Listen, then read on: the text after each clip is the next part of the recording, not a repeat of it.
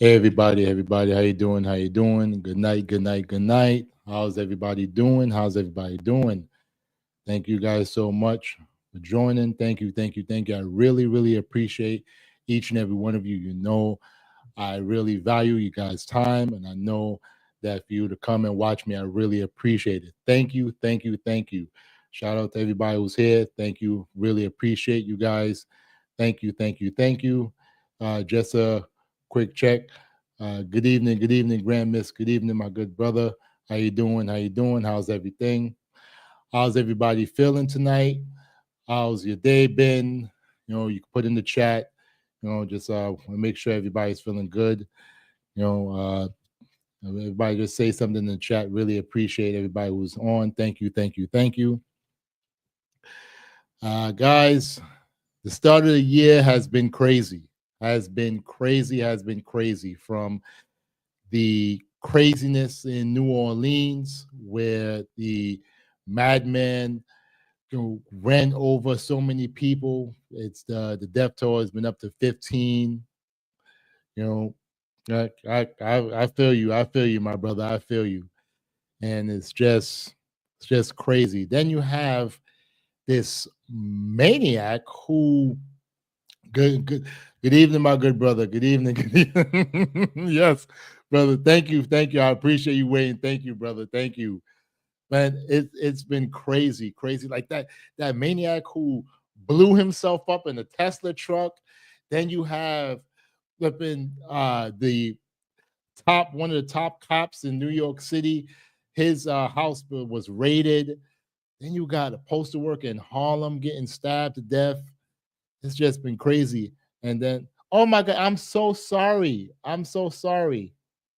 Oh my, oh my God, I feel, oh my goodness. You know what? Oh, I'm so sorry. I'm so sorry. I'm so used to, and thank you so much. Guys, I have my first woman on the live. This is amazing. I'm so used to having guys on my lives. This is the first time I have a woman on my live. Oh, I'm getting famous. Oh my goodness. I must be handsome. Thank you. I really appreciate it. Oh my goodness. I'm getting up there, guys. I'm getting well, actually, no, I had one of my favorite YouTubers, Skit Lanta, on last night. So that was the first. She was the first one, and Kyrie is the second one. My goodness. No, well, actually, you're the first. You were the first one. Thank you. I really appreciate you. Oh my goodness. Oh my goodness. Thank you so much. Thank you, everyone who is coming on. I really appreciate you guys. I want to build a community where we can be able to talk. If you guys want to come on, let me know. I will open it up because I don't want to be the only one talking. I would love to hear you guys and what you guys have to say. And if you have any topics that you want to talk about, you could send it to me in the email, or you can even put it in the chat, and I will do my best to quickly research it real quick and bring it up. But without further ado, I'm going to get to the first topic, which is that Green Beret who blew himself up in the Tesla mobile. I was like, I don't know what in the world he was thinking, but he tried to do it, and he did it in front of Trump Towers, and well, it didn't really work out that well for him. But let's get to it. Let's get to it. Two U.S. defense officials tell NBC News the man who died in the vehicle that was packed with explosives was a member of the Army's Special Forces and was still on active duty. That blast happened yesterday morning and left at least seven people hurt. We are told that incident is being investigated as a possible terrorist attack, but so far, no official word on a motive. NBC News correspondent Morgan Chesky is live for us right now in Las Vegas. Morgan, so much has happened just in the past 24 hours. The FBI said there is no definitive link between the New Orleans attack and this explosion in Las Vegas. But do lay out what we know at this point, specifically about this U.S. Army soldier who died. Yeah, Morgan, a lot of questions coming in right now. Investigators maintaining this is still a very fluid investigation here. That potential connection, one that has been, the question's been raised, but just in New Orleans a few minutes ago, we heard, at least for right now, there does not appear to be any potential connection between the tragedy in New Orleans and between the Cybertruck explosion here on the steps of the Trump International Hotel. As for that individual you mentioned, two senior law enforcement officials have told NBC News that the man who rented that Cybertruck in Colorado using the car sharing app Turo has been identified as Matthew Allen Livelsberger. Now, he is a member of the armed forces. In fact, he was a member of special forces. And right now, he's only been identified as the individual who rented that Cybertruck. It remains to be seen if he was actually the one inside who died. And that is part of this very much ongoing investigation, according to both a local. I'm gonna tell you something, guys. They say that is the guy. I have another link I'm going to share with you, but that was a crazy explosion. That was a crazy explosion. Like, imagine just being around there. You in Las Vegas. You're already pissed off that you probably lost some money, and you're just like, boom, like, oh, you know how scared I would be? Because see, for me, I'm a punk, guys, so I would run. Okay, I'm not gonna look. I would look from afar, but I would just run because it's just that. Nah, I don't got time for that. I want to live. I got a son. I have a young daughter. She's 5. No, no, I want to live. Oh yeah, I want to be able to talk to you guys. And federal investigators. What's interesting about this is that the FBI department in Colorado has announced that they are conducting a series of searches in and around the Colorado Springs area, and that is connected to this very investigation here. So with the knowledge that this Cybertruck was rented in the state of Colorado by Livelsberger, and that has a concurrent FBI search ongoing, we do see more potential pieces starting to fall into place. What remains to be seen is that if there was any potential connection from Livelsberger, who rented the Cybertruck, and the individual who rented that truck in New Orleans. However, again, at least at this point in this investigation, there is nothing tying those two individuals together, although they do both appear to have been members of the military. Morgan, give us a sense. I mean, what? Yes, that's crazy. 2 members of the military who just did something crazy. That's ridiculous. The one in New Orleans, that broke my heart. That broke my heart. And it's just I couldn't believe it. 15 people gone, and like no definitive answer of like why he did it. They didn't find any manifesto, anything. Or they said, okay, he had an ISIS flag or something. Maybe he was radicalized, and that could be the problem. But we just don't really know. And with this explosion right here, it's crazy. But if this was really the active military, he was a Green Beret. Like, we just have to ask ourselves, like, why? What is going on? 2025 is supposed to be a year to thrive, and in the first 2 days of 2025, we have all this craziness. It's just ridiculous, I'm going to share the next link and to see exactly what they have said about this guy right here. So this is him right here. Let's hear what they got to say. Our subject is 37-year-old Matthew Livelsberger. He's of Colorado Springs, Colorado. I would like to acknowledge a couple of things because I know what's going on in the social media world, and there are a number of things in this case that are similar to the attack in New Orleans. We do know that our subject here served in the military. In fact, he's a current member of the military. Both of the subjects served at Fort Bragg, North Carolina. What we do know about that is it's a very large military base, and we have no record that they served in the same unit or even at the same years at Fort Bragg. Wow, I also know that they both served in Afghanistan in 2009. We don't have any evidence that they were in the same province in Afghanistan, the same location, or the same unit. Again, something else that remains under investigation. And we also know, of course, that they both used the rental company Turo to rent their vehicles. As far as his military background, it's been confirmed by DOD that he was indeed in the United States Army. He was also a Green Beret operations sergeant who spent most of his time at Fort Carson, Colorado, and in Germany. He was on approved leave from Germany, where he was serving with the 10th Special Forces Group. He was also previously in the National Guard and the Army Reserve. That's crazy. That's wild. That is wild, guys. For him, for both of them, they're both in the Army, both served at Fort Bragg. Okay, one was Green Beret, one was they didn't say exactly what the other guy did in the Army. Like, what is going on? They said that they both served in Afghanistan, and who they probably saw a lot, and went crazy. But a lot of people are gonna try to tie it to Trump because it's near Trump towers and stuff like that. But I don't really think it has anything to do with him.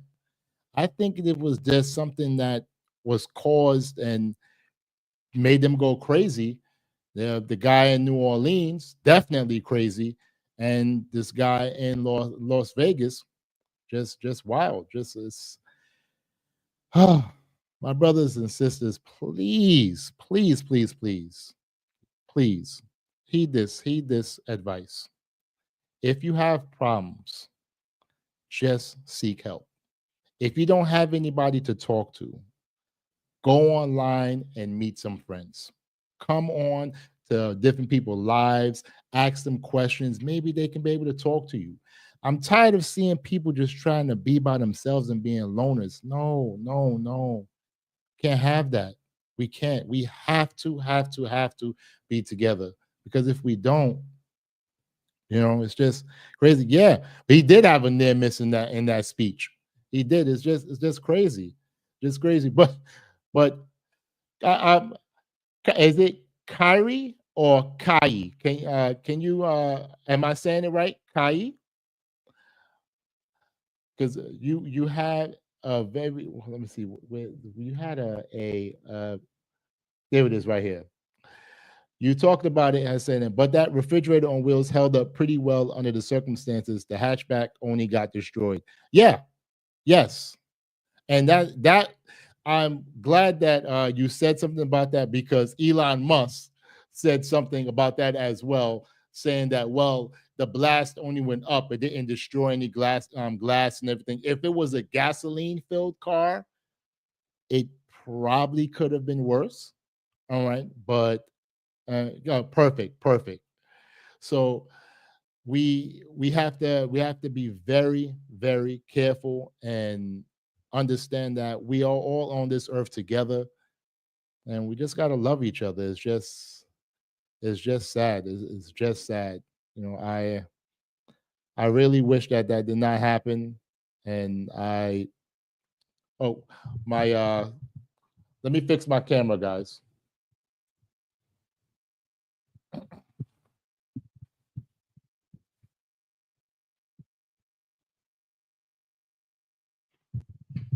I should be coming back on soon. There we go. I'm back. Perfect. Perfect. All right. You guys can see me? Put a yes in the comments if you guys can see me. Perfect. All right, good. Yeah. Let me just fix this. Hold on, guys. Let me fix this. All right. Excellent. Thank you. You got when you have lives, you have technical difficulties, but you got to get through it, right? I really appreciate you guys. Thank you. So what we're gonna do. Oh, and also, guys, if you have any topics that you want me to talk about, you can put it in the comment section, and I can quickly bring it up. Or if you guys want to come on, let me know. You don't have to put your camera on. You can come on. We can chop it up. We can talk. I'm going to be on for probably till 9:30, maybe 10 o'clock and stuff like that. So it all depends on time, God's willing. All right. So what I'm going to do is I will get to the next topic, which is the former NYPD chief of department, and they raided his house. And I feel that that is something that we really need to discuss, because it's a lot of corruption going on in a lot of police forces all across the country. And to see this happen so close to home, I watched this guy for many years, and it really is sad to see, what happened to him. But let's get to it. And we are following another developing story. Law enforcement carrying out a search warrant at the home of former NYPD Chief of Department Jeffrey Maddrey, as well as several other locations. All of this after he suddenly resigned amid allegations that he accepted sexual favors in exchange for approving overtime pay. Eyewitness News reporter Darla Miles is live outside Maddrey's home in Rosedale, Queens. Darla. Lauren, this is a criminal investigation led by the U.S. Attorney's Office in the Southern District in New York, and this is a separate investigation from the Manhattan District Attorney's Office. While former Chief of Department Jeffrey Maddrey stepped down last month, it is clear this case is not going away. On the first business day of the new year, federal investigators combing the Queens home of Jeffrey Maddrey, the once highest-ranking uniformed NYPD officer, now the subject of a departmental and criminal investigation. Thursday morning, Police Commissioner Jessica Tisch announcing Maddrey's suspension, writing, "At my direction, the Internal Affairs Bureau of the New York City Police Department is working with law enforcement authorities to investigate allegations against former Chief of Department Jeffrey Maddrey." On December 21st, Lieutenant Quantisha Epps, a 19-year veteran of the department, filing an EEOC complaint. All right. Okay. All right. You know what? I just have to say it. She's a good looking woman. Okay. And I could understand why he wanted to say, hey, listen, what it is between me and you. That I'm just, maybe he did, maybe he didn't. We don't really know. Okay. But she made the complaint. And the thing is that if she's making like $140,000, $150,000, but she made $400,000 for that year, that's what, $250,000 in overtime? Did she really do all that overtime? No. What was she doing for the overtime? Like, I don't understand why he even decided to even trick off like that.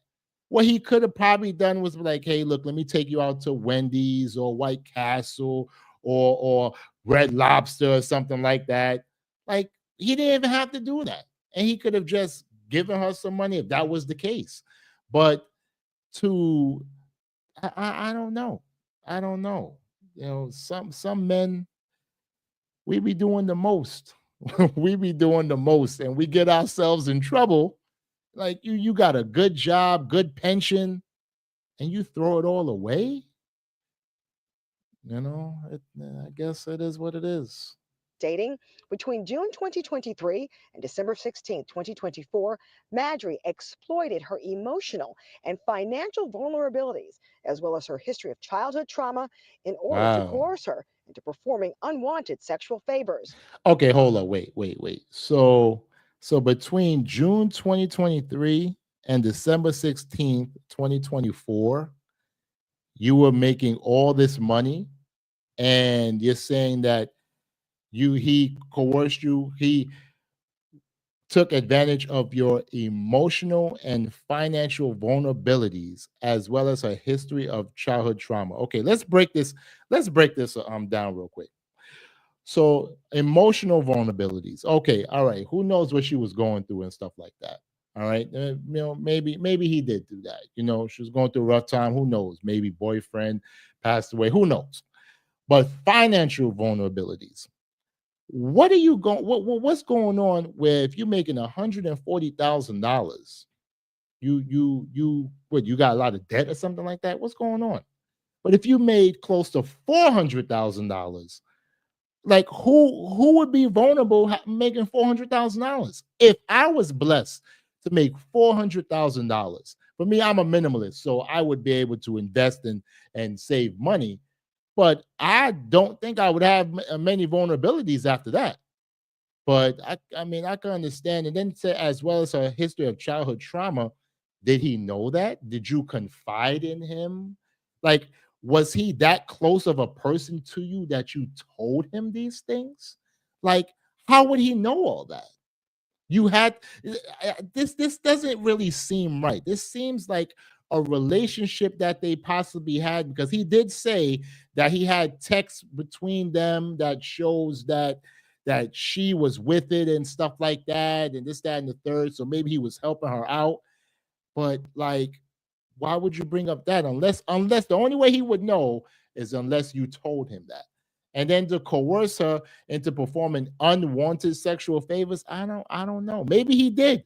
Maybe he did. I just don't know. But let's get back to it. Allegations prompting Madry to abruptly step down. A week later, Madry and his attorney publicly addressing the alleged misconduct. Lieutenant Epps got caught with her hand in the cookie jar and is trying to deflect her wrongdoing. The attorney for Lieutenant Epps immediately firing back in a written statement that reads in part, while his legal team attempts to frame this as a consensual relationship, the facts and evidence tell a far more troubling story of abuse of power, manipulation, and predatory behavior within the NYPD. Let me be unequivocally clear. There can be no consent in a workplace where one individual wields immense power over another's livelihood. Mayor Adams. Yeah, I mean, you're kind of right about that. Kind of right about that. If he has the power to fire you, and you need the job, and I mean, there's the only way that you can really get fired if you did something wrong, some misconduct or something severe misconduct, because police do some crazy stuff and they don't get fired. So you had to have done something severely crazy to get fired. So that comment right there, I doubt that like he really would have fired her for anything. But I kind of agree with that lawyer. What he said, that he did have that power, so it's a power dynamic. But a lot of relationships are power dynamic. That's how it could be. But let me hear from King Eric Adams. Let me hear what he has to say. Was also addressing the disturbing allegations just this past Tuesday. His policing practices and what he has done as a police officer, the knowns, I have been extremely, extremely proud of those knowns. Those are the things that people knew him for, and what he has done. Now, even though Chief Madry issued his resignation on December 20th, that doesn't go into effect for 30 days, according to departmental policy. They have 30 days to investigate any of these allegations. That is apparently what is going on right now at the Internal Affairs Bureau. So he is still technically a member of the department, and that is why he was suspended because of these allegations this morning. Reporting live in Rosedale, Queens, Darla Miles, Channel 7 Eyewitness News. I didn't know that. I didn't know that if you resign, if you're a police officer or part of the NYPD, if you resign, that it doesn't go into effect for 30 days because they want to see why you resign. I mean, hey, it's coming out. It's coming out. So this is crazy. What do you guys feel about it? Do you feel he should have resigned? Do you feel that he should afford it? Like, what do you guys feel about it? Tell me in the chat what do you guys feel. Let's have a discussion. What do you guys feel about this?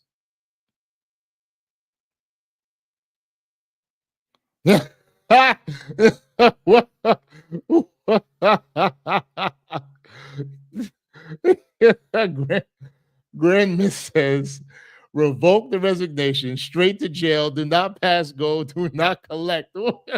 What type of listen, you know what? I mean, they both resigned, okay, because she didn't get fired and he didn't get fired. So they both resigned, but I mean, you're crazy with that Monopoly reference, man. If I had a picture of the Monopoly guy, I would definitely pull it up. But yeah, I mean that could be. Ms. Berry, how do you feel about it? Do you feel that he should have resigned? Do you feel she should have resigned? Do you feel that what he's doing right to fight it? Well, what do you think? And guys, thank you so much for coming in. Please, as you come in, like the stream. Really appreciate it. Make some comments. I really, really appreciate you guys. Thank you for everyone joining. I said it before and I'll say it again. I really, really love you guys, and I really appreciate each and every one of you. I try to do these lives for you. I'm going to try to do it more frequently and everything, try to get into a good schedule. Once I get things situated, especially at my job, I want to definitely get a great schedule that I can be on at least, from 8 o'clock or 8 to 10, or maybe even a little bit earlier. We'll try to work with the time and see what happens. Oh yeah, that's right. There's always some kind of corruption in the force. Most definitely, most definitely. It's it's crazy. It is crazy, and I don't like it. I wanted to be a police officer. I actually wanted to join both the NYPD and the Baltimore police, but I couldn't join the NYPD because at the time when I was going to take the test, I didn't have an associate's degree. And for the NYPD, you have to have 60 credits or military experience. I was medically discharged from the military, so I didn't have the amount of years. You got to have, I believe it's 3 years military experience. And you have to have an associate's degree, at least 60 credits. Okay. So I went and tried to go for Baltimore police, which I ended up taking the test, taking the endurance test as well. I passed both of that. But as I was coming back on my way back to New York, driving back, I asked God if this is for me, and He put me towards teaching. So I got my teacher license, and I'm a licensed New York City teacher or New York State teacher. I'm not teaching right now, but I can still always go back because they need Black men as teachers. Yeah. It's always something. Power corrupts, money corrupts. It's always something crazy going on. And it's sad to see, but these are things that goes on, especially in a big city like New York. You have corruption in Chicago, with Mayor Johnson out there. It's ridiculous. It's ridiculous. It's a lot of corruption everywhere, but just some people don't get caught. Some people do get caught. It's not something that you want to see. Guys, thank you so much for joining. Really, really appreciate each and every one of you for joining. Thank you, thank you, thank you. Really appreciate it. Okay. No, I do not get.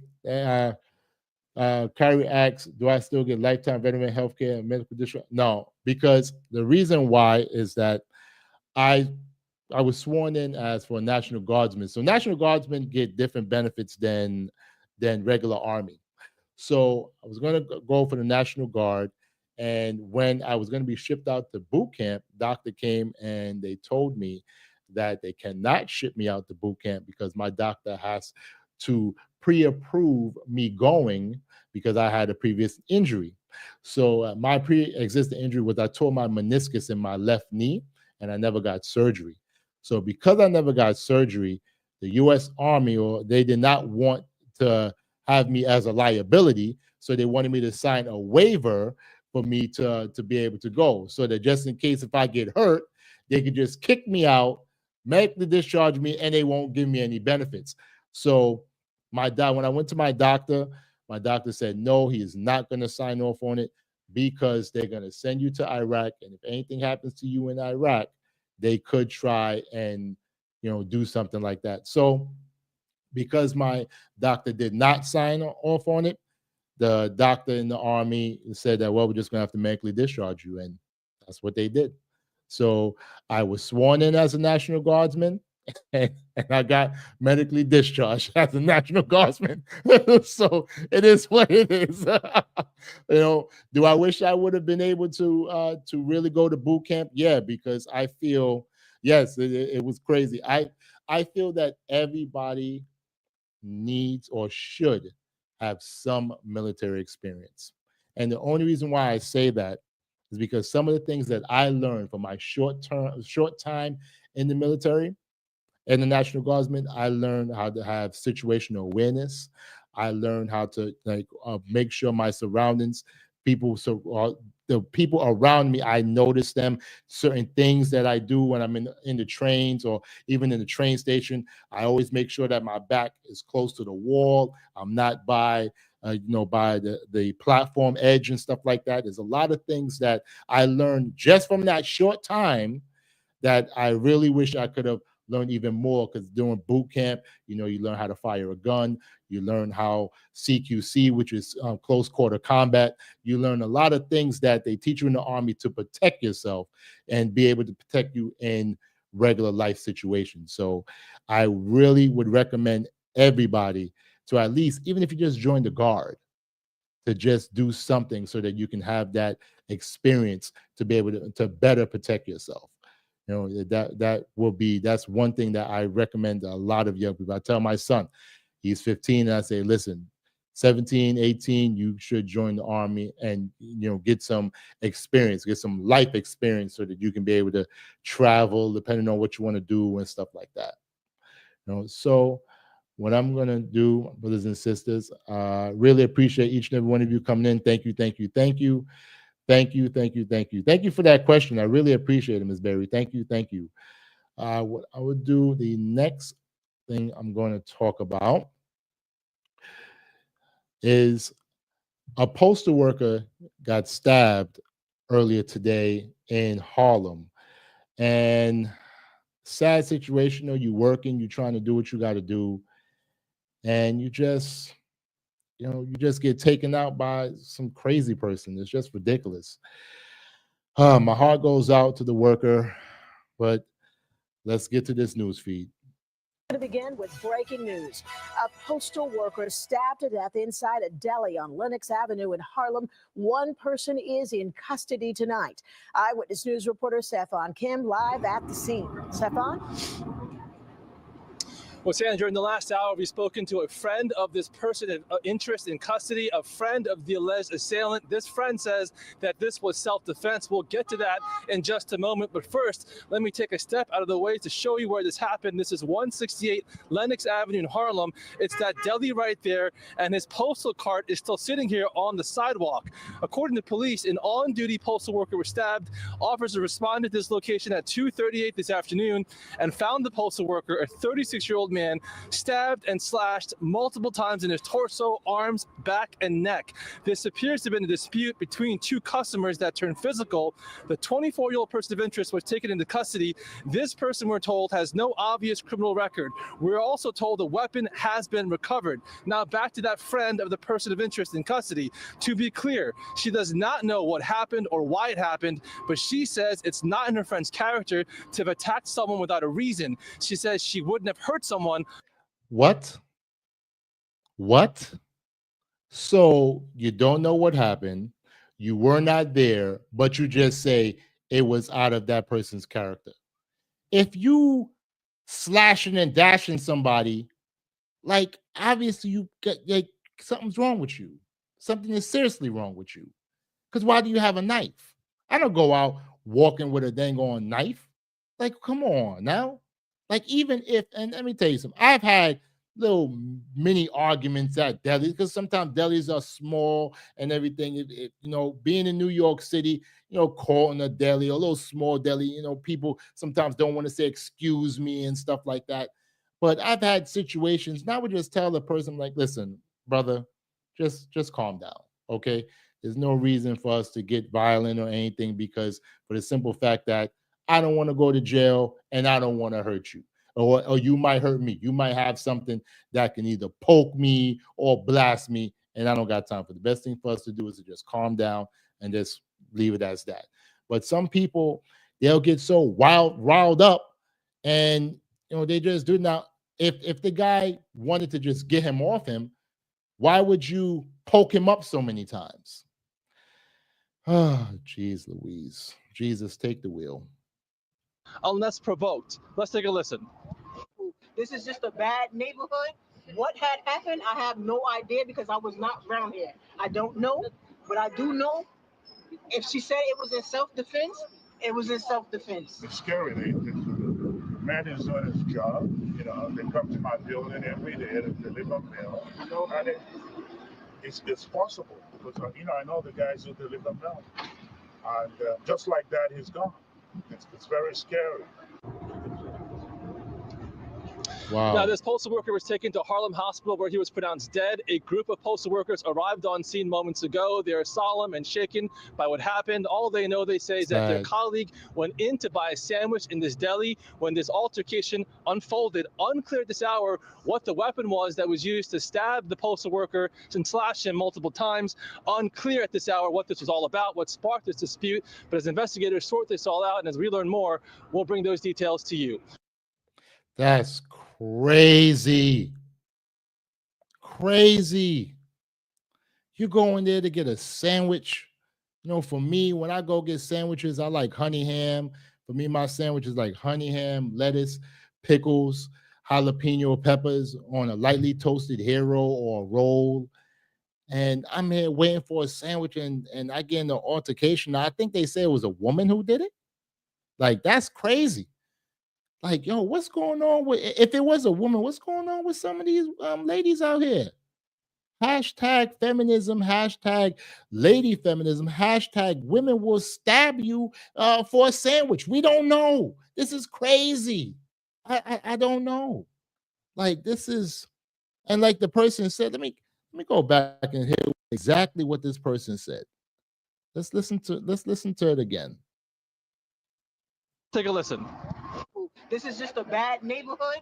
What had happened, I have no idea because I was not around here. I don't know, but I do know if she said it was in self-defense, it was in self-defense. It's scary. So it was a woman. They said if she said it was in self-defense, it was self-defense. Like, that's crazy. That's crazy. So like if it was in self-defense, like, was the guy like trying to harm you in some way? But like, come on. Yes, New York has the best food.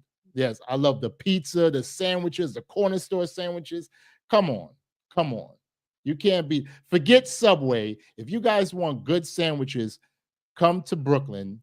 Come go to Bed-Stuy, and they have, like, on Fulton Street, right by the shuttle train, there's a sandwich spot called Latin Brothers, and they make to me the best sandwiches, and the way that they make it is awesome. Is awesome. To forget about Subway. Subway is crap. Okay, Subway has gone downhill for the longest. Come to New York and visit. Kyrie, anytime you come to New York, you let me know. I'll take you, and I'll take you for a nice sandwich. Okay, but yeah, Grand Miss, you're right. You're right, Grand Miss. You're 100% right. Okay, they're enclosed tight spaces. You may not have enough space to go and move around and stuff like that, and it could be anything. Maybe the guy probably moved past her or brushed past her, maybe felt something that he made a mistake, and person took it the wrong way. We don't know. We don't know. You're right. Kai, yes, we got the best food, in my opinion. I've been to plenty of places. I've been, of course, to Chicago, visit my daughter. Chicago, their deep dish pizza, I'm not with it, but I love the thin sliced pizza of New York and stuff like that. But you got to be careful out here. You got to be careful. My brothers and sisters, please be careful. Don't just say excuse me. If somebody is in the way, say excuse me, I would like to get past. I've seen people bump into each other. I'm like, I don't got time for that. I don't got time for that. Just say excuse me. One word. Excuse me, or that's two words. Excuse me, or pardon me. We have to learn how to talk to each other, in friendship, truth, and love, and not be so angry with each other. There's no reason for it. There's no reason at all. This man, 36 years old, doing his job. He probably on a little break. First of all, postal workers, my postal brothers and sisters, work very hard, especially the mail carriers. They're out there walking miles, delivering letters, delivering packages. And he just wanted a break, just to have a sandwich, and he gets his life snuffed out. Oh man, that's painful. That's painful, for real, for real. What do you guys think about it? What do you guys think about it? It's just, that's sad. This is very, very sad. Very, very sad. Shout out to everybody who's coming in. Thank you, thank you, thank you. Really appreciate you guys. Thank you, thank you, thank you. Really appreciate you guys. I really love you guys, and I appreciate that you guys coming on and watching your brother. I know you could be anywhere else, and I know your time is valuable, and I want to make sure to use it wisely so that you guys have a great show to watch. Thank you, thank you. Yeah, yes, yeah. Only on the second day. Only on the second day. We've had so much craziness happen in these past 2 days. It's just sad. Past 3 days. New Year's Eve, New Year's Day, and today. It's just wow. Like, people just don't care. People just don't care. It's just so sad. So sad. Thank you guys for coming. I really appreciate all of you guys. Thank you, thank you, thank you. Really appreciate it. Please like and subscribe if you haven't already. I really appreciate you. Let's go to the next feed. And this is so sad. Let me get it together. Let's see. What can I talk about? So what I want to talk about is going to be 2 articles. So let me share this and let me see how I can pull it up. All right. So the first article I want to talk about is the Guardian Angels. If you guys don't know who the Guardian Angels are, they're a group. They were very, very big in the 70s, 80s, and early 90s. Excuse me. They were a group that patrolled the trains because it was very, very dangerous in the 70s. People were getting mugged, people were getting killed. They made the movie Death Wish. They made that movie about it, how dangerous the subways were, how dangerous the streets were. So not only did you have NYPD, but you had the Guardian Angels who used to patrol the streets, patrol the subways, and they, like, if you saw a Guardian Angel, you were very, very proud, and you knew that you were somewhat safe because the criminals knew not to do anything when a Guardian Angel was around, because they would get their asses kicked. So they made sure of that. And this article, shout out to Grand Miss for sending me this. Really, really appreciate it. So let's get to it. New York City Mayor Adams tells Guardian Angels to stay in line as group resumes subway patrol. Okay, this guy here, I forgot his name. Swiver. He ran for mayor against Adams and he lost, but it is what it is. Mayor Eric Adams warned Curtis Silva and the Guardian Angels to stay in their lane as the volunteer public safety group said they will resume subway patrols in the wake of a woman who was killed after being set on fire on a Brooklyn F train. Very, very sad. Very, very sad. If Curtis wants to be back down in the subway system, if he sees something, he should say something and he should do something. Adams said Tuesday, don't overstep your boundaries like they did a few months ago when they arrested an innocent person. Let the police do their job. I agree with that. I agree you don't want to overstep your boundaries and stuff like that. But, if somebody's doing something, you might want to just kind of hold them until the police come. You got phones. That's not like the 70s where, you had to yell or hope that a police officer hear you or use a payphone. Where in the world are payphones? They don't have payphones anymore. So you had to, we needed them back then in the 70s, 80s, 90s, and stuff like that. Now, they can work hand in hand with the police like they should have been doing. In February, the group came under fire after members tackled a man in Times Square who they falsely accused of being a shoplifting migrant. The bizarre incident was aired live as Fox News' Sean Hannity was interviewing Silva, who directed a live camera to pan the scuffle. Oh, God. The new patrols will consist of conducting wellness checks on people who appear to be homeless, handing out water, and reporting issues to the NYPD. That's good. The Guardian Angels have at various points announced their return to patrolling the subways and streets, especially following high-profile violent incidents. Teams of 3 will walk the trains as they move through the system, the group has said. I find it perplexing that Eric Adams would want to discourage volunteers providing help to the unprecedented amount of homeless suffering in our subways every single day. Silva said in response to Adams' remark, adding that the Guardian Angels don't make arrests. Yeah, they don't. They don't. They'll stop crimes. They used to do that. Hold people till the cops come, because that's the only people who can make arrests, who can take people to jail. The Guardian Angels can't do that. They're volunteers. The Angels are looking to expand its membership, putting up flyers and train cars, urging strap hangers to join. Silva ran for mayor in 2021 on the Republican ticket and is expected to do the same in the upcoming election. I don't think anybody's going to beat King Adams. Adams has been ordained king, and even with the situation he's going through, I don't think they have a strong candidate. Even the Democrats don't have a strong candidate to go against him. And I'll be honest with you, I would vote for him again. I would. I just hope that he becomes, or he is more tough on crime instead of being the way he was before. He needs to work with Trump and get some of these illegal immigrants out of here who are committing crimes.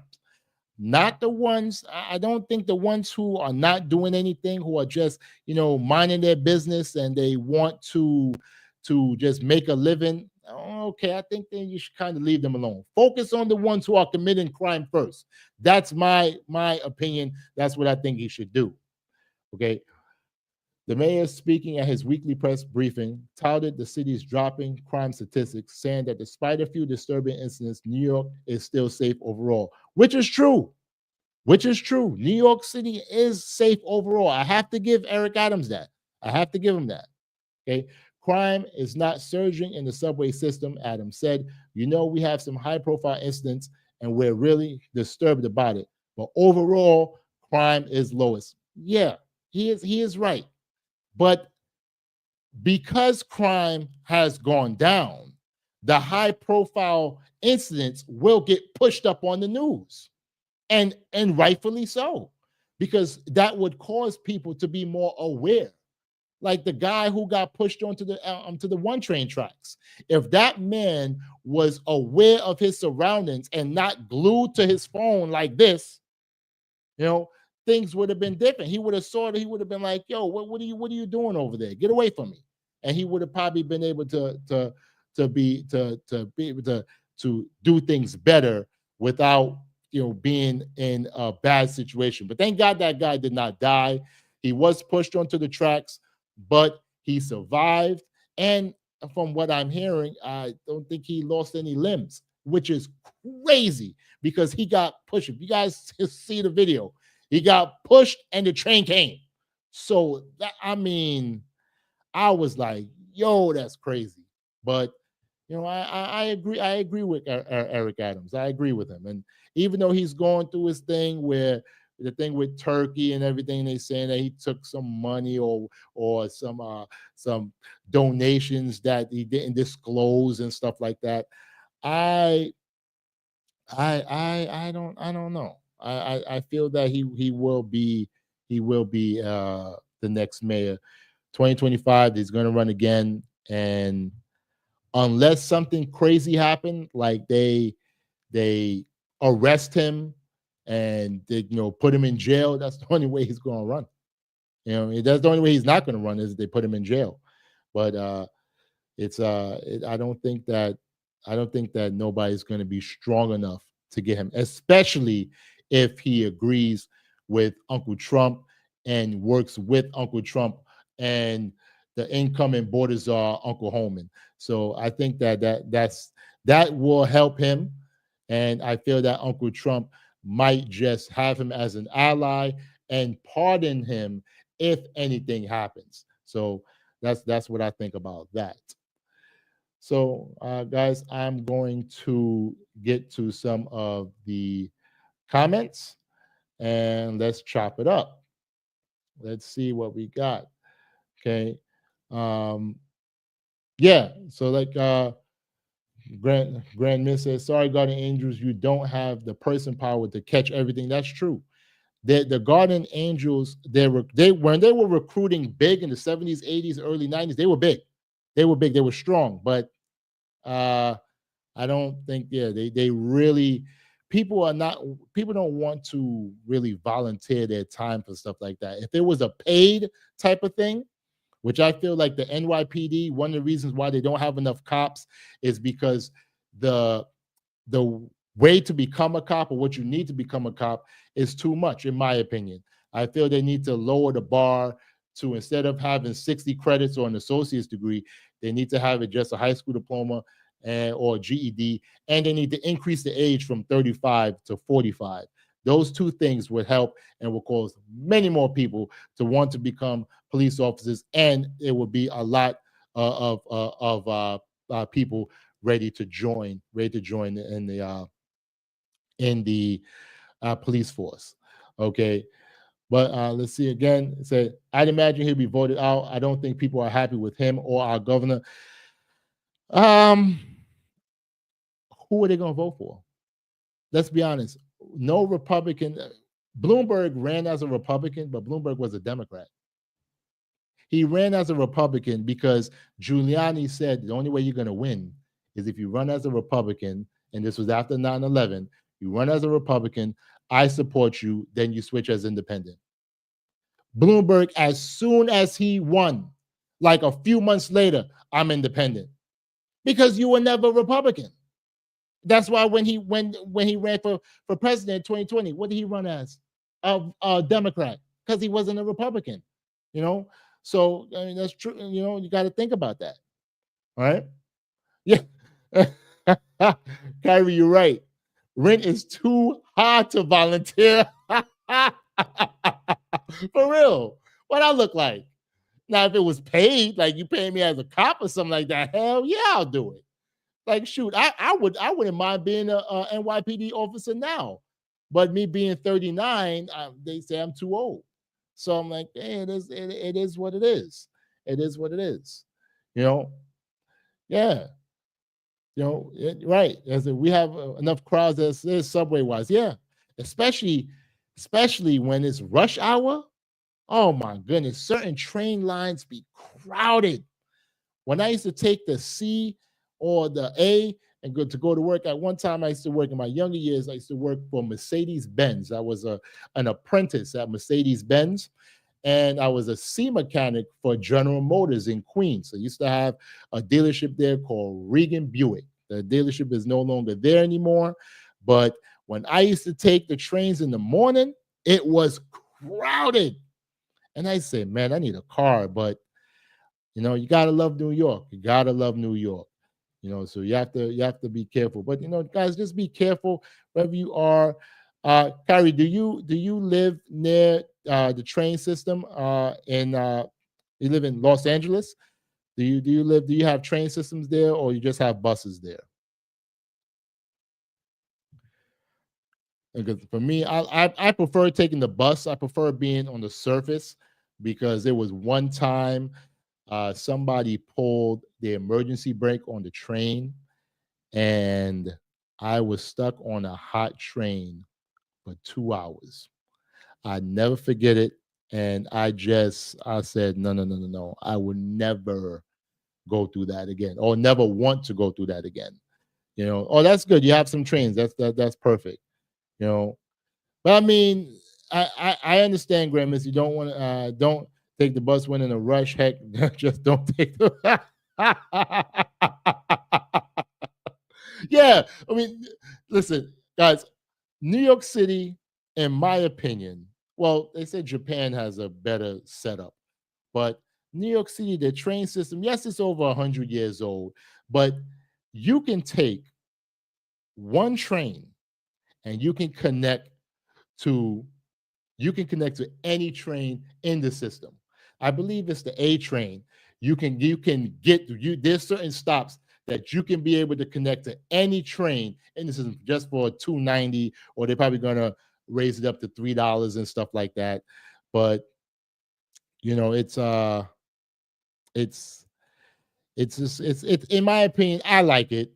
I love the transit system, but it could be better. There's times when you have delays and stuff like that, but you're right. But yeah, I understand. Not like NYC. Yes, NYC is a whole nother beast, whole nother beast. Okay, you know. Now that's true, Grammys. Yes, yes. When I was a bus driver, oh gosh, I have stories I can tell you. Used to work for Accessoride, and I worked early in the morning. I worked from my schedule ranged from 4 in the morning to 12, and sometimes it'll be 5 to 1 and stuff like that. And when I used to do overtime, I used to love doing overtime and getting certain trips I will call money trips because let's say if I got to pick up a passenger in the Bronx, I will go all the way to the Bronx and pick up that passenger. Let's say that passenger is going all the way to Staten Island, which is 30 miles away. You have to go through the toll booths and stuff like that. I used to love it because it's traffic. 4, 5 o'clock, 6 o'clock. If I pick up a passenger at 5 o'clock, I wouldn't drop that passenger off till maybe 7 o'clock because of all the traffic in New York City, bumper to bumper. You're in traffic for hours. So, yeah, I understand you can be in traffic for hours, but when it comes down to it, I used to love it as a bus driver and stuff like that. Yes. Oh, yes, guys. If you guys live in New York City and you drive into the city, remember that Grand Miss, very, very good for this comment. Remember, as of this Sunday, that congestion pricing starts. Watch how many people either would try to avoid it or take the subway. I feel, and this is my opinion, it would be a good thing. And here's the reason why. There's a lot of people that live in the outer boroughs and stuff like that, or in New Jersey, Long Island, that are driving into the city. And that causes a lot of problems. A lot of problems. You at times, if you think about it, if you live on Long Island and you live near the LIRR, you could just park, hop on the train, and it would cost you less money than driving 20, 30 miles, having to pay a toll depending on where you coming from. Let's say you use the LIE and you're going through the Midtown Tunnel, so you got to pay a toll there. Or if you're coming from Staten Island and you're driving into the city, you got to go through the Battery Tunnel or the Hugh Harry Tunnel. That's what they call it now. So you're doing all that to get to Manhattan, and you got to pay and then you have to pay congestion pricing. When you could have just parked, hop on the LIRR, pay the fare, get into Manhattan. Don't got to worry about parking. Don't got to hear all this craziness and go to your job. And if you're coming from New Jersey, same thing. You're going to have to now pay either the Lincoln Tunnel or the Holland Tunnel or the GW, and you're going to go ahead and have to drive down and try to find parking. You're going to mess it up for all those upper borough people it's already hella hard to find parking out there. So now you're going to mess it up by bringing your car. You don't want to go lower than, I believe it's 59th Street or 69th Street. You don't want to go lower than that because you don't want to pay the congestion pricing. And the people from New Jersey, like, it's just going to be crazy. The GW is going to be hella crazy because people are going to try to figure out how to fandangle and not pay the toll. Now, I can understand if you are working, like you're a teacher or something like that, and you might not want to have to take the PATH train into the city and into another train and stuff. You're just going to have to pay. Just going to have to pay. But it's that's just going to be the way it is. Or you're going to have to go through, if you're coming from New Jersey, which is going to be even worse. This is going to be a crazy thing. You're going to have to go through, I believe that's Elizabeth, where you go through the Verrazano Bridge. So you're going to be going through the Verrazano Bridge. I think it's either the Goethals or the Attleboro Bridge. I used to know all these bridges and stuff like that. So you're either going to be going through those bridges to connect to the Verrazano Bridge, pay another toll to go through Brooklyn, and then try to figure out fandangling your way around. No. No. It's you can Can't hit that. Let me hit what Kyrie said. I got lost and almost what? And beat up on the New York subway. I didn't know where I was and had to literally run while asking people how to get healed there because New Yorkers don't stop for anybody. That's crazy. Listen, one thing I would tell you, for me as a New Yorker, I guess because of my experience working for SSRI, working as a driver, helping people, helping disabled people, helping people who needed help. When anybody asks me for help, I would say, okay, hey, where are you trying to go? Now, if I don't know it, I could pull out my phone. It's not like years ago where you didn't have a phone. If somebody needs help to find somewhere, I would try my best to direct them to make sure they get there, because some New Yorkers, they don't know. If you ask the wrong person, a bum, a base head or something like that, they might just try to rob you, okay? But they may not know where they're going or where you're going. But a lot of times when people ask me, I would do my best to tell them and stuff like that. I've directed so many people. I've directed people who came from different countries who couldn't speak English. But because you can use Google Translate, I would say something, show them in the phone, and they would say it. I'll hold it and they'll say it, and I'll be like, okay, good. So that's what I have done before, and it's has really worked out for me. Okay. Grandman says the sad part about it won't raise any more money fair wise that the MTA needs, because they have been losing money for the past 3 decades. Yeah, MTA is always going to lose money. This is why the state, the state government and the federal government injects money into MTA. MTA will always lose money. Okay, it's a big system, right? But the fare is somewhat of an offset. Okay, that's an extra cherry on top because they do get money from the state. Okay, and some of the New York State taxes, I think it's like about 0.5% of it goes to MTA. All right, and they used to have a special tax that they used to tax New York City residents, which I'm not sure if they still do it, but I feel that they need to bring that back, because I don't mind, pay the tax. Like, okay, fine, clear up the subway system, clear up the buses. I don't mind that, but I think that they really need to think about bringing that back so that people could feel more secure. Because, like I said, for what you're getting, you can't beat that. You can't beat that for $2.90. Like I rode a bus from northern Brooklyn all the way to southern Brooklyn, which was 15 miles for $2.90. And I was able to get on another bus, get a transfer, get on another bus, and find my way back home. So for $2.90, come on, going that far, you can't beat that. You can't beat that. Well, yes, I understand with the reduced fares and free fares for the students, but you cannot force a kid to pay. When we were children, we didn't pay. So Kyrie, how much does it cost to get on the public transportation out there in Los Angeles?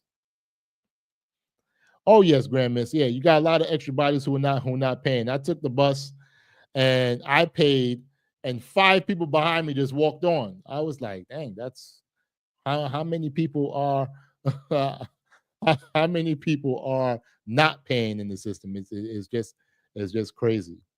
It's crazy. But guys, thank you so much for joining. Everybody who's coming on, thank you. Really appreciate it. Please like the video, like the stream. Really. I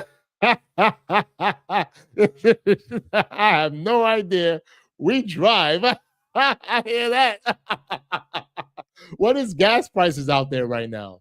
Like in New York, what is it? I think it's about $2.79, $2.85, I believe. How much is gas out there? Okay. Oh, yeah. Oh, okay. Okay, Cali. All right. You need a car unless you're in San Francisco. I hear that. San Francisco has that trolley system. I always wanted to ride that trolley system. When I went to New Orleans, I rode their system, and I felt okay, $45, not bad. I mean, you know, if you're living out there, you know, and even though that's their prices and stuff like that, but if it's manageable for you, and that's okay, that's okay. I really appreciate that you joining from Cali. Really appreciate it. Thank you, thank you, thank you, thank you, thank you. All right, so what we're going to do is we are going to get to another article, and this is for my brothers and sisters who travel.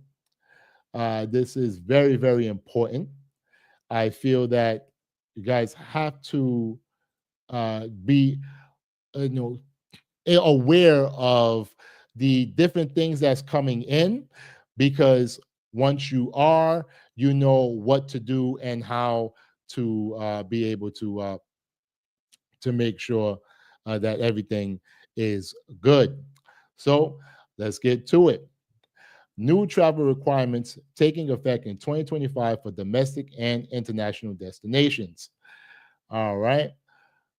Whether your New Year's resolution is to finally book a dream vacation or put some points to good use and fly to a new destination, there are some travel requirements taking effect in 2025 that everyone should keep in mind. New travel changes in 2025, how to get prepared and why it matters. The real ID. Guys, if you have not gotten a real ID, you got to understand that it's coming out. I got an enhanced ID. I got that about in 2020, 2021 when they talked about it. Because before COVID hit, they were going to initiate this. I believe it was supposed to be in 2023. But because of COVID, they pushed it up a couple of years. All right, let's get to it. Americans should make sure that identification is up to date sooner than later this winter, because starting May 7, 2025, the U.S. Department of Homeland Security will enforce the use of real ID at airports and some federal facilities. Okay, that's a passport. Now, if you don't get the real ID, you can still use your passport to travel if you have your passport. But if you don't have a passport, you're going to need to update your ID, guys. U.S. travelers must be real ID compliant in order to board domestic flights. Read more about the requirement here and see how to obtain your real ID on time. Entering the UK with ETA. The expansion of the Electronic Travel Authorization (ETA) program will impact U.S. and European travelers headed to the United Kingdom.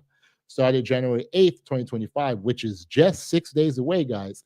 ETA registration will be required by inbound travelers so that UK authorities can screen visitors before arrival, which was modeled after the U.S. Electronic System for Travel Authorization (ESTA) system in an effort to reduce potential security risk and make border entry more efficient. Okay, the ETA, which costs approximately $13, is not a visa and does not replace any existing visa requirements. Americans traveling to the UK on or after January 8th can apply through the UK government's official website here or use the ETA app. The ETA is valid for multiple entries into the UK through a 2-year period. ETIAS entry and exit requirements. Though not yet operational, the European Union's European Travel Information and Authorization System, which has been postponed multiple times, is expected to take effect in May 2025. U.S. passport holders who previously traveled to Europe without a visa will now need to apply for authorization through the ETIAS platform before visiting. Wow. Once granted ETIAS travel authorization, travelers will be able to enter participating countries multiple times for short-term stays, usually up to 90 days, over a 180-day period. The ETIAS is valid for up to 3 years, but if your passport expires, a new ETIAS travel authorization will be required. All right. New protections for air travelers. Earlier this year, new federal regulations took effect that require airlines to make it easier for ticketed passengers to get their money back after flight cancellations or other significant changes. Under the new Department of Transportation rules, travelers can easily receive automatic refunds if they opt not to take a rebooked flight. Significant delays as clearly defined across all airlines, and travelers are eligible for refunds on bag fees if a bag is delayed for over 12 hours or 15 to 30 hours for international flights. Refunds on ancillary paid services that don't work, such as Wi-Fi and 24-hour live customer service support channels. Click here to read more details on what's new under the updated DOT airline rules. So, guys, so a couple of things I wanted to get to you guys. Thank you, Grand Miss, for sending me this article. This is really, really important if you guys want to travel. I'm telling you guys, do not wait till last minute, because you're going to need your ID. And depending on where you are, part of the country, it could take weeks. It could take a month. We don't know. In New York State, when you are going for an ID, it takes about 2 to 3 weeks. It depending on it, and especially depending on the day that you apply. If you apply on a Monday, all right, you can probably get about next week, Friday. But if you apply on a Friday, you might it might take a while. Might be 3 weeks. So you don't want that. And if you're traveling, they're not going to expedite it, guys. They're not going to expedite your ID. You can get a passport expedited. They got offices around the country where you can walk in and you can say, okay, I'm traveling here. I need a passport expedited and stuff like that. But nah, no. So you have to be very, very, very careful. Please, if you're going to travel, just do what you got to do and do it early. Okay. Yeah. It's a solid 3 weeks. Yes, Graham, it's a solid 3 weeks for real. Okay. Wow, that's crazy. I did not know that. I did not know that. So they are going to be changing the passports too, at least trying to acquire them. That will be soon. Wow, that's crazy. I guess they're gonna have some biometric in the passport. But if you have an old passport, you have some type of strip that will that they can know it's you. Okay, that barcode, they will know it's you with that passport, right? Because all countries all across the world, well, I can't say all countries because there's some few countries that America can't go to, like North Korea and stuff like that. But I think things are gonna change under Uncle Trump, but we'll see, because Trump is a businessman, and he did have some sort of type of agreement with North Korea and stuff. And I feel that they need to get some food, because I've seen videos that some North Koreans looking hella hungry. But that's beside the point, guys. So depending on where you want to go, especially if you're traveling inside America, it used to be that, of course, inside America, you don't need to show your passport. You show your driver's license and that's it, or state ID. But if you don't have a driver's license, you're going to need to do what you have to do and get it. All right. What I'm going to do is I will close this out, and I can answer some questions in the chat. All right, let's see. And thank you so much, guys, for joining. Really, really appreciate each and every one of you. Thank you. Let's see. Kyrie asks, do New Yorkers still have to pay a broker fees to find apartments? I know that they made a bill that stated that, I believe it's on the landlord now. It used to be that when you, as a renter, if you are using a real estate agent, you would have to pay some form of fee. Okay, it sometimes could have been as high as 1 month's rent, depending on the broker. Some brokers might have a flat fee, but it used to also be that the landlord would pay some. So the brokers were double dipping. So I believe that now what they did was they changed it where the incoming tenants don't have to pay, but it's on the landlord. So either way, you're going to end up paying some way, because the landlords are going to try to figure out some sneaky way to put it inside the rent. Okay, for me, when my grandfather, he used to rent out our house. We still have the brownstone in the family, and he used to rent out rooms, and he used to get tenants from real estate agents and stuff, and they would charge him and charge the tenant. So I'm glad that they ended that. But like I said, the landlords will figure out a way to pass that to you guys, to any tenants, especially with the cost of the price of rent in New York City. I never would have thought that I would see it this high, because when I first moved out into an apartment. I had a little kitchenette in Bushwick, Brooklyn, and the lady wanted $500 a month. And I beat her down to $300 a month. It was an old lady. I said, listen, ma'am, you're not taking out the garbage. You're not cleaning up. I said, I will make sure the garbage is put out. I will sweep and mop the hallway, sweep and mop the steps if you could lower the rent. She lowered my rent to $300 a month. I loved living there. But when I lost my job, when I was working for General Motors, and I was young, 18, when I lost my job working for General Motors, I gave up that apartment. And when I recently saw the home, it was sold for $1.5 million. And the person who bought it, they gutted it and did whatever, and I guess they kept it. But yeah, it's not easy in New York. Not easy in New York. And you're right. And Grand Miss, right? Landlords can be super selective on who they'll accept. That is so true. And somewhat rightfully so, because you don't want to be in a situation where you accept somebody and they might pay for a few months and then they don't pay it. Then you gotta take them to court and you gotta do this, you gotta do that. But a lot of landlords, when it comes to Section 8, the reason why they are kind of selective when it comes to Section 8 is because of the regulations. A lot of apartments are not Section 8 certified or HUD certified. So before you're able to rent to that person, someone has to, because in New York City, I'll give you an example.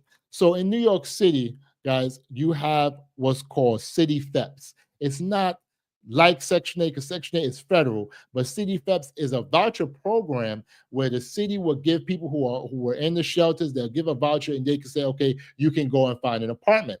Well, there's not that many landlords that accept the city FEPS voucher.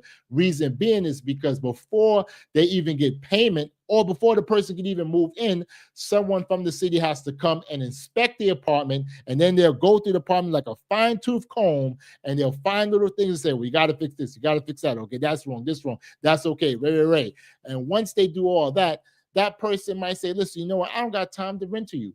So the person who is looking for that apartment, is end up out of luck, because somebody who does not have city FEPs will come and say, hey, I'll pay that rent.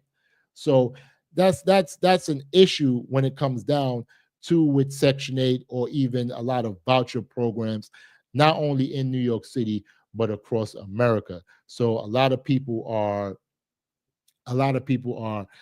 suffering for that, But yeah, I say, yeah, it's true. They're going to raise the rent further because of those fixes. Yeah, of course. If you have an apartment and let's say you put in, let's say, okay, you was going to rent it for $2,000 a month, but when it comes down, you wanted to rent it to someone with Section 8 or city FEPs, and they find all these things and say, you know what, forget it. I'm just going to go ahead and fix up the apartment. Let's say they put $10,000, $15,000 into the apartment, maybe even $20,000 into the apartment. You think they're not going to raise that rent from $2,000 to possibly $6,000? Not $6,000. That's crazy. To maybe $3,000 a month. And guess what? With all of those fixes, now a person would want to rent it because it's now more up to date. So a $2,000 apartment could go to $3,000 or $4,000. And oh goodness, Gary, you want to know how much a one-bedroom apartment here is? Different parts of Brooklyn have different costs, but on average, it's about $1,800 to $2,000 a month, and that's on the private market. So in a good area, and that could be even a bad area, but I wouldn't even say bad, because New York has changed so much. Areas like East New York, where people wouldn't want to be touched in, okay, people are moving into those areas, and what is that doing? Jumping up the prices. Brownsville, Brooklyn, jumping up the prices. So if you're looking at, you might say, like in a not so good area, let's say Brownsville, okay, certain parts of Brownsville, certain parts of East New York, you're probably talking about, like I said, maybe $1,700, maybe to $2,000. If you're talking about in a good area, Let's say downtown Brooklyn. Oh my goodness, you're talking about $6,000. They have a building that they just built up. They built Grand Miss. I don't know if you know this area. They just built up the Alamo movie theater in downtown Brooklyn near Junior's. And they build up this building, massive apartments. I think it's a massive skyscraper. I believe it's like 20 or 30 floors, if I'm not mistaken. Because I saw a person that I like to watch, Cash Jordan, was talking about it. Shout out to him. He's from New York as well. And when they said how much the rent was, it was $5,000 for a 1-bedroom apartment. And they had 1-bedroom, 2-bedroom, and 3-bedroom apartments. And I was like, you got to be kidding me. I remember when there were no buildings in downtown Brooklyn, none. There were only stores in downtown Brooklyn. My grandmother and my mom used to go hop on the B25 and go down to Brooklyn and window shop and drag me around. My grandmother, she used to sew, so she'd go to get fabrics at the fabric store and stuff like that. And me, little old me, I was just want to go to Woolworth. They used to have those red seats, and they had popcorn for 25 cents. Big old bag of popcorn for 25 cents. Okay, so I used to love going there or go to Wendy's and stuff like that. But now there ain't no more Woolworths anymore. But it was just, downtown. Yes. You're right, Curry. Try 2,400 to 6,000 LA. Yes. Oh, yes. And you're right, Grand Miss. Downtown Brooklyn is the new Manhattan. It's just an extension. It's just an extension of Manhattan, because once you come off the Manhattan Bridge, or you come off the Brooklyn Bridge, you just go maybe a half a mile or a mile, and you're in Disneyland. The way that it is, the way that downtown Brooklyn is unbelievable. Unbelievable. Like, I never would have thought I would see the amount of hotels, the amount of residential properties, residential places to live. And if you live in that area of Brooklyn, you don't need a car. Train system is there. You have what trains there? I believe you have the R. I don't think the N. Maybe it's the N. I know it's the R. You got the number trains. You got the A and the C train. So you got the 2, 3, 4, and 5. You got the A and the C. And I know you have DeKalb train station that's near the Alamo. Okay, and so you have that train station. I forgot exactly what trains are there. Skipping my mind, but I think the R is one of them. So you have all of that you don't need, plus buses. I didn't even talk about buses.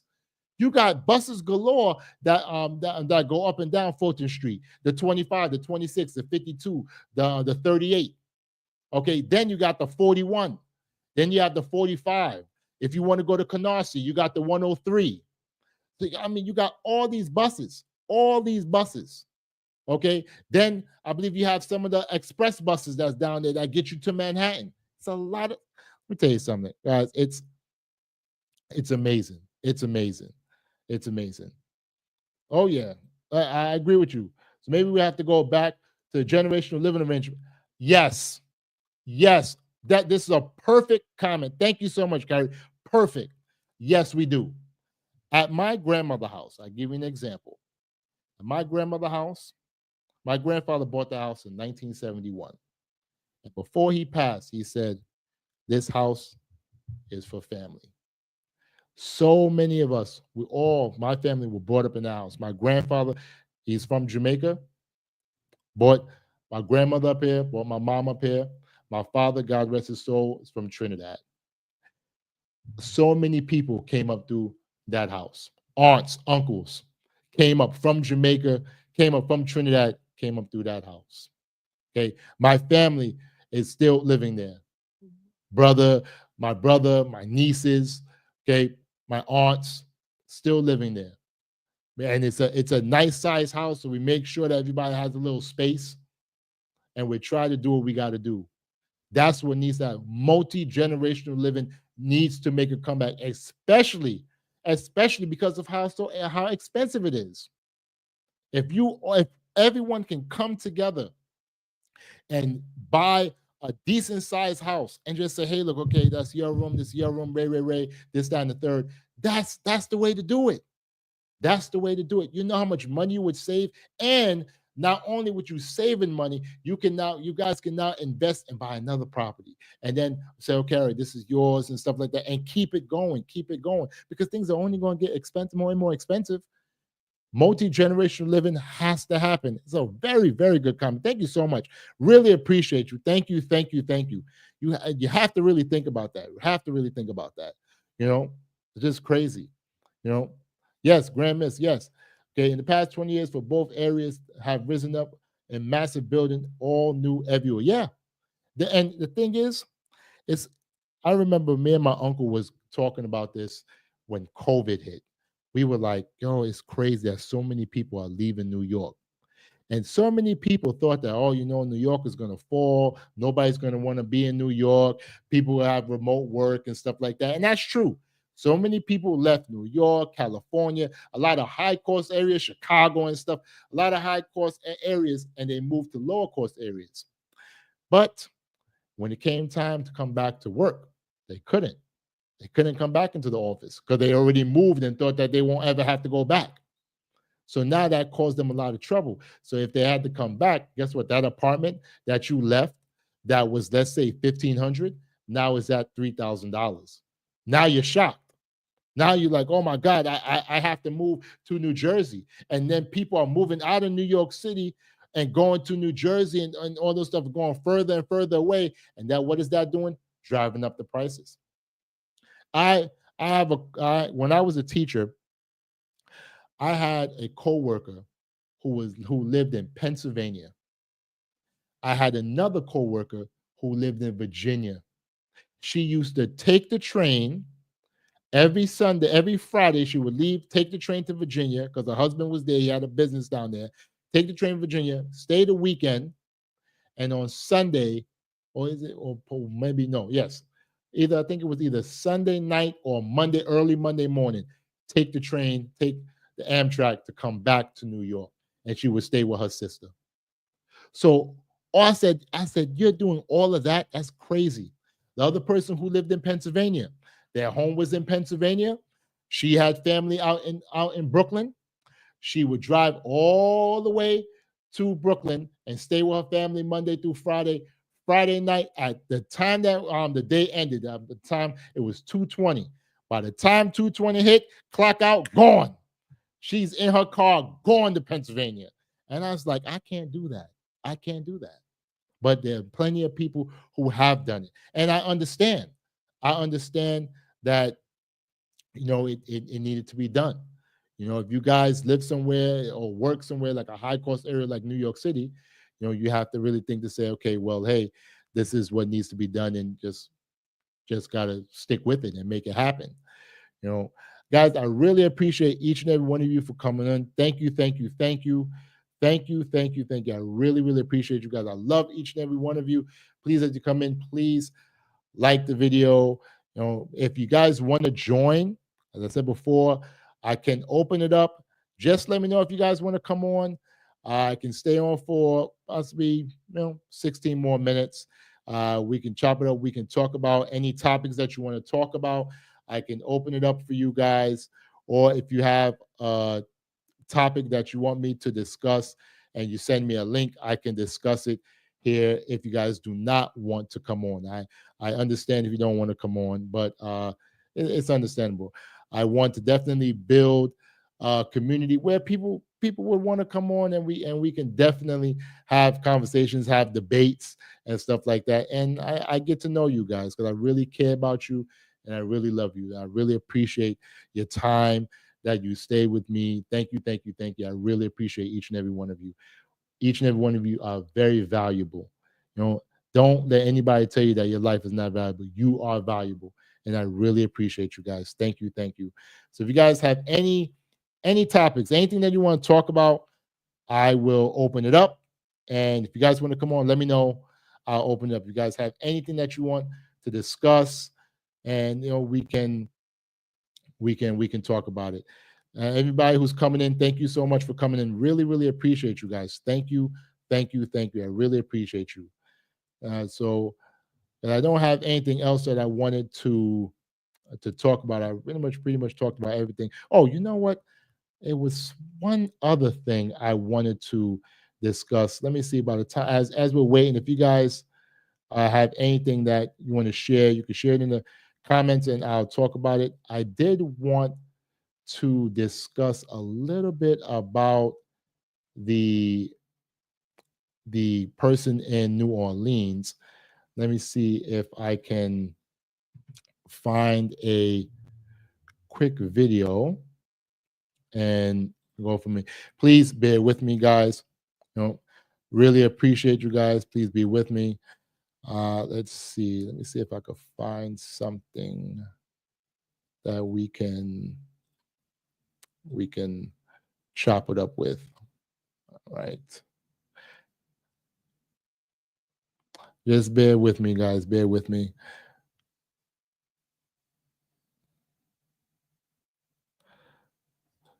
You know what? Let's talk about this. Grand Miss mentioned congestion pricing, and I'm going to pull up a quick video that's going to discuss it a little bit. So I'm going to pull up this real quick. All right, and as we inch closer to that start and we'll take a look at it. All right, let me do it this way, and let's get to it.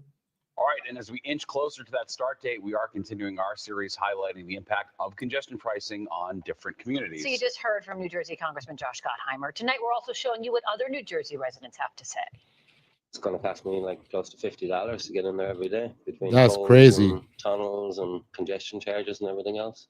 Yeah. So it's just off-putting. It's a lot of money if you got to go in there 5 days a week. In the shadow of New York City sits commuter towns like Rutherford, New Jersey, built up on the promise of a fast and efficient way to get into the city for work and play. Residents here are close enough that they can drive through the Lincoln Tunnel quite easily, or they can use both NJ Transit train and bus services to shuttle in. But come Sunday, all of that will be that much more expensive with congestion pricing. Either do this way or end up driving and paying a lot that way. You kind of can't escape it. Yeah, exactly. Congestion pricing will cost an estimated $9 a trip into the central business district, while drivers heading through or over a Port Authority crossing will pay an additional $16 a toll. Goodness Factor in their gracious. crossing credit, and it looks like the daily bill will hover around $22, not accounting for gas. That's crazy. $22? No. I will park and I will take the path. But some people they love to drive. Like I was just mentioning the Highland Tunnel earlier. Listen, the best thing to do is to just be like, oh, I'm done. I'm not doing that. I am not doing that. Oh no. It's gonna actually, I mean, I'm trying to figure something out. Let's say a person like me who is coming from Brooklyn, let's say I rent a car and I want to go to Six Flags and stuff. Am I gonna have to pay to get into Manhattan and then pay again? Well, when you go from Manhattan to New Jersey in the Highland Tunnel, you don't pay. But coming back, I will have to pay entering the Highland Tunnel and an additional fee. I don't know. I don't think that Six Flags will be seeing me if I have to pay that much, because I already got to pay tolls on the New Jersey Turnpike. So I don't think so. Nope. That's $5,700 a year. Damn, Alternatively, you could that's use NJ crazy. Transit, a system plagued by delays, cancellations, and disruptions. But those tolls just went up 15% on July 1st, and they'll go up 3% year after year. You have a train, you have a bus right there, but ideally you don't want to use those if you can because there's more comfort driving, but not when you have to pay $50 a day to get in there. So the bus it is. I think they should just kind of like slow it down just a little bit. Give you a break. Like give everybody a break at least. You got to show them Facts. a stance. Because if you stop traveling, they're going to stop putting the taxes extra commute tolls, whatever you name it. The Regional Plan Association is supportive of New York's congestion pricing plan, but they do believe the success of it will rely largely on NJ Transit also improving. 90% of the people coming into Manhattan south of 60th Street for work are on public transit already. So there's not going to be the additional commuter because they're already on the train and they're already dealing with that delayed service. And so the goal is to both get congestion pricing implemented, see its effects, and also address the service and reliability issues on NJ Transit separately. Yeah. And as you just heard, this Friday, lawmakers will be back in a Jersey courtroom to defend their position that congestion pricing will harm New Jersey residents and families. And be sure to stay tuned for the 6 o'clock news tonight. We're taking a close look at the impact of congestion pricing. Wow. That's crazy. Listen, guys, listen, it's gonna be about $50. I don't got time for that. Which I agree. I totally agree. I don't got time for that. I don't have time for that. You must be out of your mind. You're talking about $50. That's crazy. That's crazy. No. Mm-mm. And then, like they said, it's plagued with delays. And listen, I took New Jersey Transit when I was a student teacher. It was the first time I took it. No, there was a student teacher, or was it when I was volunteering? I think it was when I was volunteering. No, it was student teaching. Yeah, because I had to go on the trip and I was pissed off too. So it was student teaching. And I said to myself, it's a comfy ride, but the train was delayed 30 minutes. So thank God we kind of factored that in, that it would be delayed. We didn't get to the place. We were supposed to get to the place at 10 o'clock. We didn't get there till 10:30. So we had to make sure that we try to do everything quickly for the kids and then get them to eat lunch. And then after getting them to eat lunch, go back. Thank God the train wasn't that delayed. It was about like maybe 10-minute delay and stuff like that going back to New York. But it was not something that I wanted to have to experience. So I could imagine having to take that every day. And then, of course, living in on the East Coast, you got to worry about snow or times when it snows. That's gonna delay things even more. So it could be an issue. It could be a severe issue, but they need to get it together. They really need to get it together. If they want to implement these things. I don't have a car, so I don't have to worry about it. But if they want to implement these things, they have to really think about it and say, okay, it's going to hurt people, and it's going to hurt unsuspected people who may, let's say, they tourists and they decide to rent a car and they don't know about congestion pricing, and then they go through the thing and they're like, what's this? And then if you rent it through Hertz or Enterprise, they'll say that, oh, well, you went through some tolls, so we got to charge you for that. Then they're going to charge you a service fee of $10 per toll. You'll be like, yo, what's going on? So just have to really be careful. It's just crazy, but it's needed. I understand it's needed, but I think that what they could have done or should have done, instead of putting this congestion pricing into effect. Well, actually, no. I think that yes, putting it into effect for people who don't live in New York City and you coming in, yes, because now you're not paying your fair share. You're using the streets, busting up the streets, making potholes, taking parking spots. Yes, I feel that they should pay. But for city residents, I think that what they should have done was created like just a small tax, like a 0.5% or 0.25% tax, and call it congestion pricing tax, where you say, okay, this money is dedicatedly have to go to MTA. No people, no city councilman, no mayor can have their hands on it. That money is dedicated to go to MTA and fix up a lot of the problems that occurs. So that's just me. That's just me. Okay, you know. Yeah, you're right. Oh yes, yeah. Oh yes, Graham. I really I could understand that. People think this is bad. They don't know what MTA has in store for the future pertaining this. Yes. Oh yes, I agree with that. I agree with that right there. And it's listen. I I love New York. Okay, I was born and raised here, but there's certain things that gets me upset. This is one of them. But I hope that they get it together and things go okay. Only time will tell. Only time can tell. You know, so we'll just see what happens. That's crazy that Kyrie, that your car note with insurance is $900 a month. That's wild. That is wild. I'm gonna tell you, I was gonna buy a car. This was earlier this year because I used to have a car. I used to have a van, and the engine stalled out. So I was like, all right, you know what? Forget it. Let me junk it, and that's it. So I wanted to buy another car. So I waited, saved up some money. I waited and waited. I was like, hey, you know what? I don't really drive like that. I'll lease a car. So I wanted to lease a Hyundai Sonata, 2024 Hyundai Sonata. Boom. I'm calling around.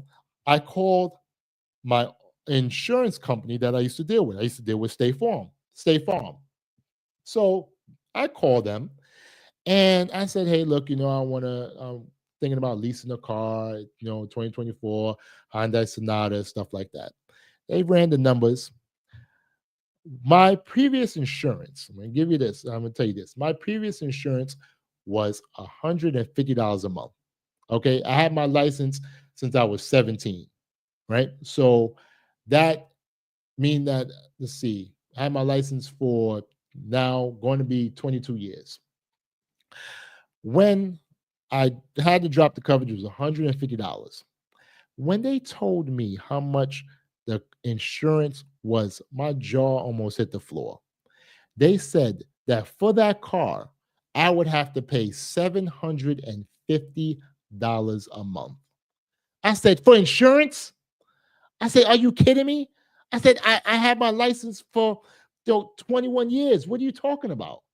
They said, "Oh well, yes, due to different factors, that type of cars easily be stolen." I said, "No, that was Kias and Sonatas of like between 2011 and 2019." I said, "This is a 2024. Are you kidding me?" $750 they wanted me to pay. I said, "No, you can keep it." I said, "I won't get the car." The car note already was going to cost close to $400.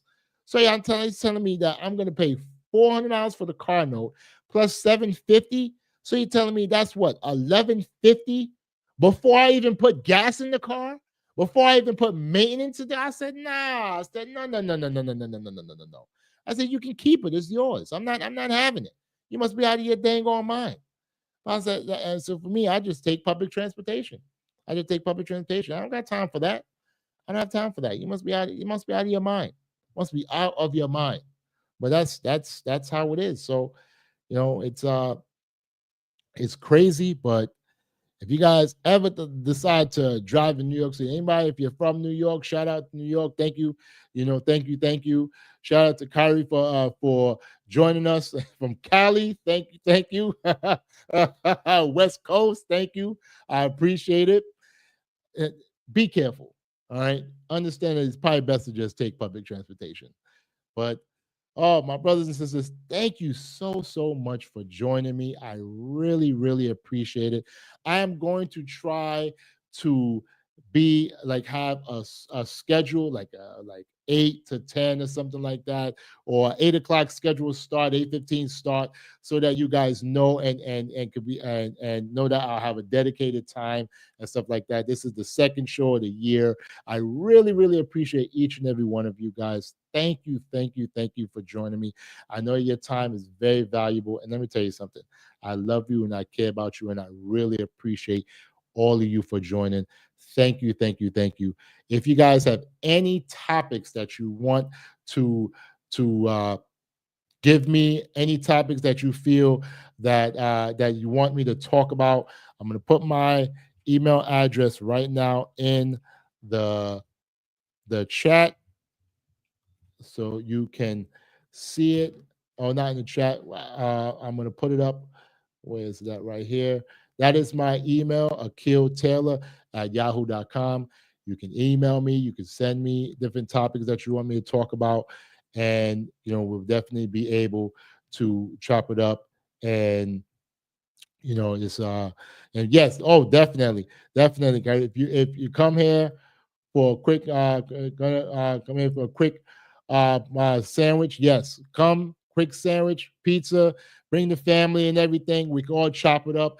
I want to be able to create something where, like, as I continue to grow with you guys, I want us to be able to meet up and have like a nice, maybe like a nice dinner or something like that, nice outing, and we could just be able to pray together, eat together, have fun, laugh, joke, and everything, and just be be the type of family that I want us to be on this platform and off this platform. So I really appreciate each and every one of you guys. Thank you, thank you, thank you.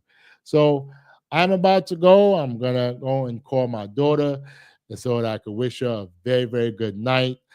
She's 5 and she loves to hear from her dad. So I really, really, really appreciate each and every one of you guys. Thank you, thank you, thank you for joining me. Really appreciate you guys. I really love you guys. Till next time, be safe. Have a wonderful, wonderful night. I love each and every one of you. Peace.